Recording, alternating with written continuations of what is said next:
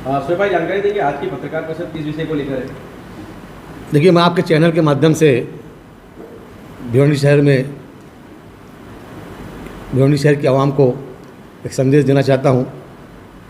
कुछ दिनों से भिवंडी शहर में बुनकर समाज के लोग, चाहे लूम मालिक हों, चाहे मजदूर भाई हों, पूरे शहर में एक मायूसी छाई हुई है।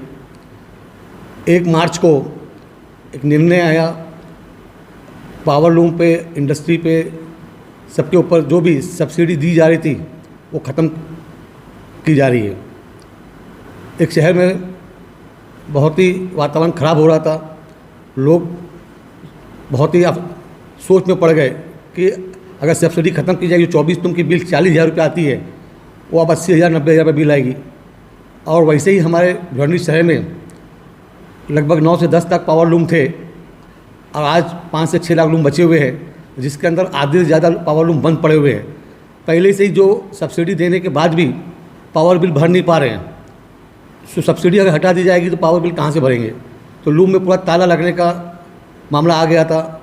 और भिवंडी शहर जो है, पावर लूम की वजह से ही पूरा शहर है, चाहे कोई भी बिज़नेस हो, चाहे होटल हो, दुकान हो, रिक्शा हो, बिल्डर हो, जो भी छोटे बिज़नेस हो या बड़े बिज़नेस हो, ठेला गाड़ी हो, हर चीज़ पावर लूम से जुड़ा हुआ है। तो ये बहुत दुख की बात थी। तो हमने जितने अवार्ड साहब से जाके मुलाकात की, जैन पाटिल साहब से जाके मुलाकात की, और उनको हमने बताया कि फरवरी महीने में असलम शेख साहब जो पावर लूम के मंत्री हैं, उन्होंने 27 एचपी के ऊपर सब्सिडी जो ख़त्म की गई थी वो दी जाएगी।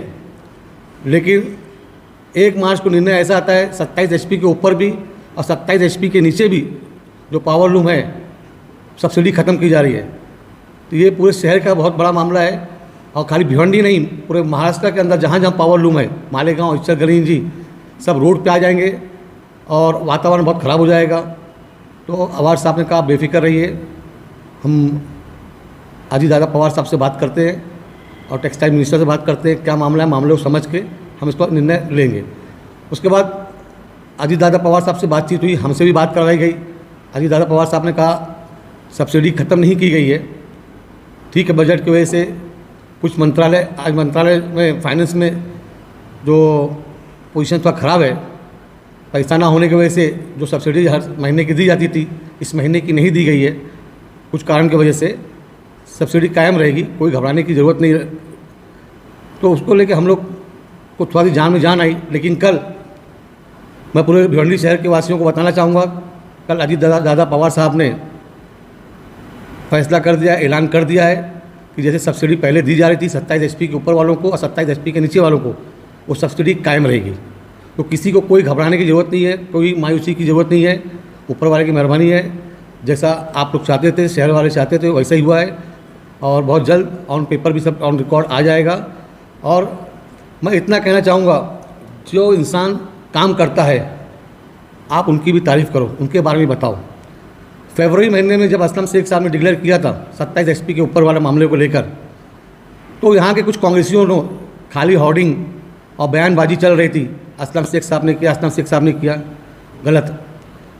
जब ये मामला उस वक्त चला था, उस वक्त हम कुछ नगर सेवक के साथ में जाके, जितेंद्र अवार्ड साहब के साथ में जाके हम अजीत दादा पवार साहब से उस वक्त मुलाकात की थी। और 27 एचपी के ऊपर जो सब्सिडी हटाई गई है उसको लागू किया जाए, उसके लिए हमने विनती की थी और उन्होंने हमको वादा किया था होएगा, और वो हुआ भी था।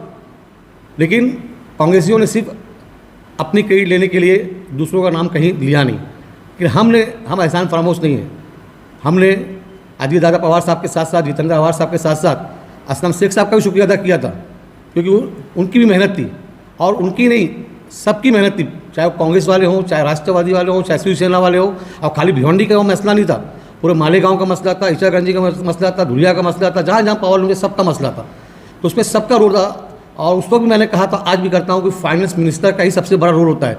जब फाइनेंस मिनिस्टर पैसा ही नहीं देगा तो आपका काम आगे बढ़ेगा कहाँ?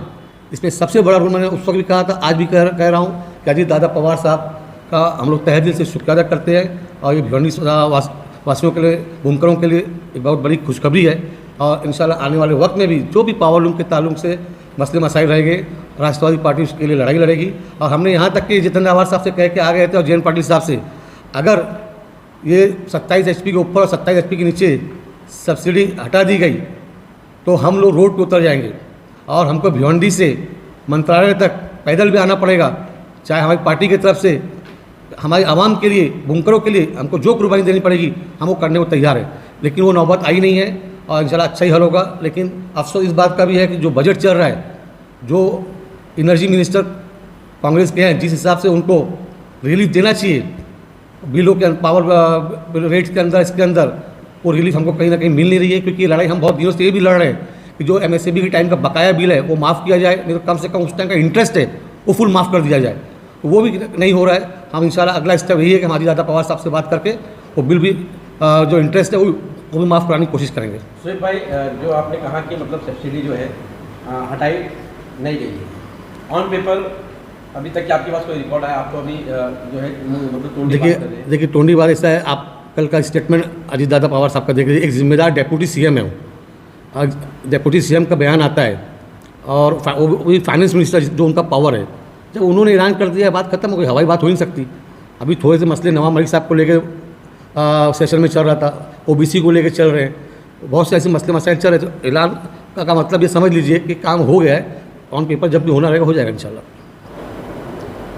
इससे पहले 27 HP के ऊपर पावर के ऊपर जो सब्सिडी वापस देने की बात हुई थी, तो उस वक्त कांग्रेस के अध्यक्ष घुमा फिरा के इंटरव्यू सिर्फ अपनी ही क्रेडिट लेने के चक्कर में पड़े हुए थे। लेकिन खुशी इस बात की हुई, सच्चाई सामने आती है। अभी मैंने 2 इंटरव्यू उनका देखा, जब 27 HP के ऊपर और 27 HP के नीचे जब सब्सिडी हटा दी गई तब उनके अक्ल ठिकाने आई है। तो उन्होंने इंटरव्यू में कहा कि हम अजीतदादा पवार साहब से भी मिले, उनसे भी बात की, नाना पटोले साहब ने अजीतदादा पवार साहब से बात की, मेन फाइनेंस मिनिस्टर के हाथ में है। तो आखिर तुम ये कबूले कि फाइनेंस मिनिस्टर के हाथ में है, तो ये शुरू में आप बोल दिए होते कि भाई फाइनेंस मिनिस्टर ही मेन है, तब तो आप फाइनेंस मिनिस्टर का नाम ही नहीं लेते अजीतदादा पवार साहब का। तो कभी भी जो सच्चाई है सच्चाई बोलने की कोशिश कीजिए। हम तो जो काम किया हम लोग की तारीफ करते हैं कोई भी पार्टी का हो, तो इसलिए अजीतदादा पवार साहब का मैं वापस से तहे दिल से शुक्रिया अदा करता हूँ।